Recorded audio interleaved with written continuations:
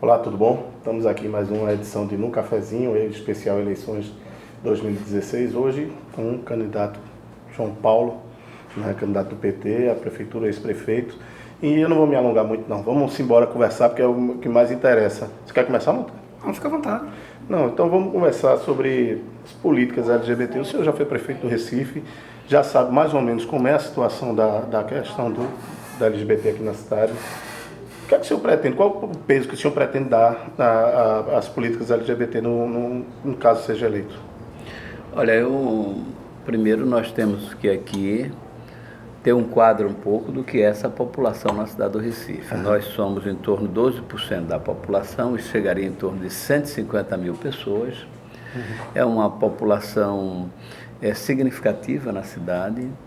É uma parte dessa população é muito oprimida. Nós vemos um Recife como a capital de maior violência de homicídios com a população homossexual. A política de saúde, na verdade, é muito precária para essa população que sofre todo tipo de preconceito, né? Isso passa desde os banheiros públicos, a identificação dos nomes. Está tendo um debate agora sobre esse negócio de proibir transgênero de usar banheiro feminino, né? Então já sendo levado para a Assembleia esse projeto. Isso, pois é. Então, mas é um claro reconhecimento do nosso trabalho. Nós aqui consolidamos em lei a primeira pensão homossexual, não é? Que foi um marco importante. Naquela época, essa questão era muito mais tratada com preconceito. Inclusive, sofri algumas agressões e muitos diziam que eu era homossexual pelo fato de ter implantado a lei. Isso naquela época, agora está bem pior, né? E agora você tem uma onda conservadora que conservadora que está varrendo o mundo. Você não tem que perder voto por causa disso, não? Não, veja bem, eu acho que nós temos que ter posição, né? Temos que ter posição, encarar que são pessoas igual a nós, que tem que ter a sua liberdade, ninguém deve mandar em ninguém, deve decidir como as pessoas devem ser felizes, né? Então, foi por isso que nós fizemos a primeira conferência LGBT da cidade do Recife, além de tirarmos aqueles grupos que viviam, quer dizer, em guetos, e levamos a sua parada da diversidade, para a Boa Viagem, que começou a ter uma marca e uma visibilidade muito maior. O que é que está faltando ser feito ainda? Então, porque o senhor falou muito das políticas públicas que o senhor fez na época da sua gestão. O que tem hoje para ser feito com um novo cenário? Não, mas antes a gente tem que dizer que... Tem que ressaltar o que foi feito. Ressaltar o que foi feito, mas tem que dizer que a própria gerência, né, que nós criamos, ela está basicamente sem função nenhuma e toda essa política pública está. Então nós queremos criar uma comissão para que possa discutir e aprofundar a área, mas essa comissão, na verdade, ela vai aprofundar mais a problemática e buscar mais alternativas de políticas públicas, como essas questões que eu falei, né? A nossa ideia, nós já começamos no outro governo, mas é de dar a transversalidade das nossas ações. Então, a questão homoafetiva, ela tem que ser tratada de forma transversal no conjunto de todas as secretarias, não só de saúde, mas de cultura, habitação, moradia, etc. Fala em enxugar muito a questão da máquina, e aí muitas vezes nesse enxugamento, uma das primeiras pastas que vão embora é a de direitos humanos. O senhor falou a questão de transversalidade, mas essa pasta, ela terá algum peso, ela existirá na sua gestão? Não, veja bem, quando nós estamos falando da transversalidade, é que cada secretaria vai trabalhar o tema, vai dar uma prioridade, porque muitas vezes você cria uma secretaria com um determinado nome, mas que não fala com o resto do governo, não fala com o resto das políticas, e isso não tem como dar certo, entendeu? Então, nós temos que ter essa transversalidade, é como a questão da mulher, a mulher negra, não é? Que é muito discriminada, vítima de violência. Então, se você fizer uma relação e a transposição para o conjunto das secretarias. É lógico que a Direitos Humanos é uma das secretarias importantes, mas a secretaria tem que falar com o conjunto das outras secretarias, porque senão fica uma coisa muito isolada do conjunto das outras que, na verdade, políticas públicas. tudo deveria funcionar dessa forma, né? Pois Teria que conversar, né? Uma área conversar com a outra. E é por isso que nós sempre desenvolvemos as nossas ações nas mais diversas áreas, né? Com ações integradas, como foi já a nossa gestão. Né? Vamos partir para a mobilidade, Marcelo. Não é? A gente está aí, o senhor governou o Recife até 2008 e era um outro cenário. Não tinha esse aquecimento de que houve depois de venda de carro, de tudo mais. A cidade ficou inchada. Imóvel, né? No final das contas. Exatamente. Imobilidade. Como fazer para resolver essa questão? Para deixar a cidade fluir mais tranquilamente? Olha, nós temos, eu acho que, vamos voltar só aqui um pouquinho ao passado. Sim. O nosso governo foi um dos governos, no mínimo, que mais investiu em mobilidades na cidade do Recife e que melhorou muito a questão do trânsito, né? E dos deslocamentos. Então a gente poderia lembrar aqui a inversão do trânsito em Boa Viagem, que nós ganhamos ali em torno de 36% de velocidade. Na Conselheira Aguiar. Nós fizemos a paralela da Caxangá, que a Caxangá já estava totalmente intrafegável, né? Nós desenvolvemos as baias. Se você pegar a Caxangá ali, por exemplo, vou citar só um exemplo para que o telespectador possa ter uma ideia. Ele vinha pela Caxangá e parava na Caxangá para poder entrar ali no Getúlio Vargas. Nós abrimos as ruas em torno e eles agora fazem, com aquela baia, ele faz o deslocamento sem precisar parar. Então, além da inversão do trânsito, nós também retiramos o transporte clandestino, não é, da cidade e criamos o transporte complementar. Isso também deu uma outra velocidade. A Via Mangue veio muito contribuir para a movimentação, um deslocamento maior para a Zona Sul. Mas, além disso, nós fizemos a famosa Onda Verde. Você andando ali na Domingos Ferreira, você em 60 quilômetros, você vai sem parar, né? Nós fizemos corredor leste-oeste. Quer dizer, você sai do final do Caxangá, de Camaragibe, até a Pracinha do Diário. Fizemos todo o processo de requalificação da Conda Boa Vista, com as calçadas, a parada do Derby. Eu queria só entrar nesse ponto da Conda Boa Vista, que o senhor demorou, você contextualizou tudo. Vocês se assanharam todos quando eu falei na Conda Boa Vista. Foi, porque assim, o senhor fez como eu falo de Olinda, na Presidente Kennedy, é uma tragédia, não é não? Não, mas não é uma tragédia. Não, mas aí... Não vamos entrar em Olinda, não. Vou fazer agora. O senhor vai falar da Conda Boa Vista agora. Eu vou ser o entrevistador de vocês dois. Não, mas calma aí, o senhor vai falar da Conda Boa Vista. Eu só quero que o senhor complementar. Vamos lá para a Conda Boa Vista. Se eu souber dizer. Vamos lá. Sim, pronto, eu sou o seu entrevistador agora. Me diga uma coisa. Você tirava a recuperação de todas as calçadas com acessibilidade da Conda Boa Vista? Eu acho que a acessibilidade é fundamental. Não tiraria? Acessibilidade, não. Não.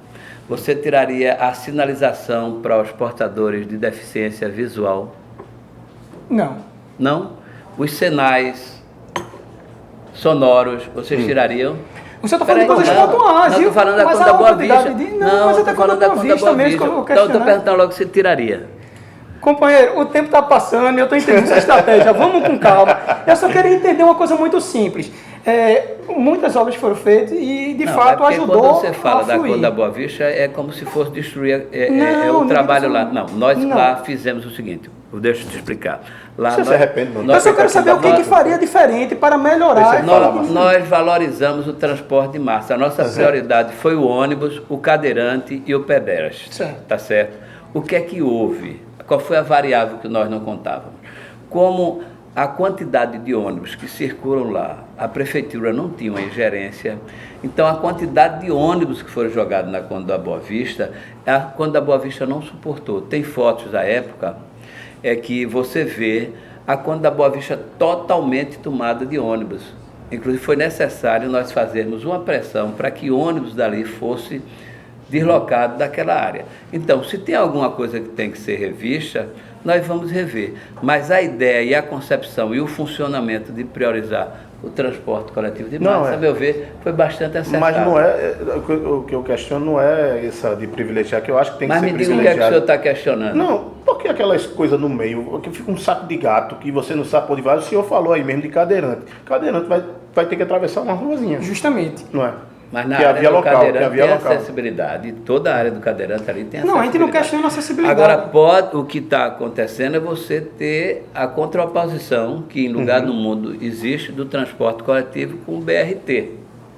Então é meio esquisito mesmo na Caxangá, mas isso não fomos nós que fizemos.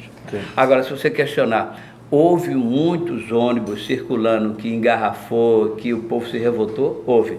Mas tem que ter, você sabe que uma via que pode ter, tem uma capacidade, quando você triplica ou quintuplica essa quantidade de veículos, ela gera um transtorno e engarrafamento. João, Márcio, eu acho que a gente deveria entrar em Mas não outro tema. falei nas nossas ciclovias, Sim. não é? A primeira ciclovia, 14 quilômetros de ciclofaixas na cidade, dialogando com o trabalhador nas áreas de periferia. Então, são questões da mobilidade que são cruciais. Agora, nós vamos priorizar o transporte coletivo de massa, os corredores exclusivos de ônibus, e vamos investir também em tecnologia e em conhecimento. Certo? Tecnologia que se fala de ônibus... É como foi a linha verde, por exemplo. Uhum. Vamos Eu queria entrar num outro tema. tema caro, assim, e muito atual, que é a questão de ocupação de espaços urbanos. Eu queria fazer um questionamento porque eu tenho visto que, ultimamente, o senhor tem falado bastante que a ideia de rediscutir a questão do Novo Recife, do Estelita, e talvez até desapropriar a área. O senhor defende muito a questão do diálogo para resolver o problema. Só que eu queria saber se aquela época que gerou todo esse imbróglio, houve esse diálogo e qual é a sua parcela de culpa nesse impasse? Parcela de quê? De culpa nesse impasse atual. Se não há, o senhor diga que não há. Se há, o senhor diz que há e qual? Não, o que primeiro é que o projeto Estelita não foi um projeto da minha gestão. Sim. O nosso A venda de terreno, projeto, sim. o nosso projeto era um projeto da Frente Atlântica. Recife. Era um projeto que começou em Olinda e que nós disse que era sobre a Vila Naval, e nós tínhamos a ideia de que já naquela época um projeto isolado, nós não tínhamos mais condições de ter projetos isolados na cidade, você construir de forma isolada arranha-céus, sem ter uma visão de cidade, coletiva de cidade. Então, nós discutimos com o Jarbas à época, Jarbas aceitou nossos questionamentos e foi feito o projeto. Nesse projeto, era uma parceria Recife, Prefeitura do Recife, Prefeitura de Olinda, Governo Estadual e Governo Federal, com as áreas públicas federais, como era o Cais Estelita, como eram os terrenos de Marinha, da Vila Naval, que eu inclusive já morei lá quando era menino, tá certo? Vila Naval. Entraria o privado, tinha os gabaritos que começavam muito baixo, iria aumentando. Então era um projeto redondinho, que não teve questionamento nenhum. Mas o que é que houve? Houve quando o Eduardo Campos assumiu o governo. Emende com suas considerações finais. Não, porque vai ter que a gente acaba exatamente em 15, a gente está em 13h12, ou 13h20. Não entendi. O tempo, não a gente tem 15 minutos. Agora que eu comecei a desenvolver. Sim. Poderia encurtar. Vá. Não, era o senhor estava concluindo aí no governo Eduardo Campos. Então, no governo Eduardo Campos, ele abandonou a ideia, a prefeitura não teve condição de desapropriar o terreno e o terreno foi para leilão. Então, o leilão foi executado pela Caixa Econômica Federal. E aí foi que surgiu o Estelita, tá certo? E o que eu tenho falado é o seguinte, eu acredito, a concepção do Estelita tem argumentos de que não cumpre determinadas partes da lei, não cumpre determinadas leis, e eu disse que nós vamos rediscutir o projeto, não é? Tive um debate no Ciduscom e eu coloquei claramente que nós vamos rediscutir, porque existe um novo pensar a cidade, uma pensar mais coletivo, onde os espaços públicos têm que ser colocados para o povo, para que o povo possa viver. Suas considerações finais, 30 segundos. Eu quero agradecer essa oportunidade de estar aqui com vocês, nesse momento, apesar de o tempo ser muito curto, e para falar de tantas questões polêmicas. Mas a gente vai ter mais condições. Mas eu agradeço a paciência de vocês, até porque eu cumpri um pouco o papel de vocês, comecei até a entrevistar vocês, agradecer e parabenizar pela iniciativa. Eu acho que esse público é um público muito importante, que é o público usuário da internet. Isso. Queria agradecer aqui a presença do candidato João Paulo. Marcelo, muito obrigado mais uma. E até o próximo No Cafezinho.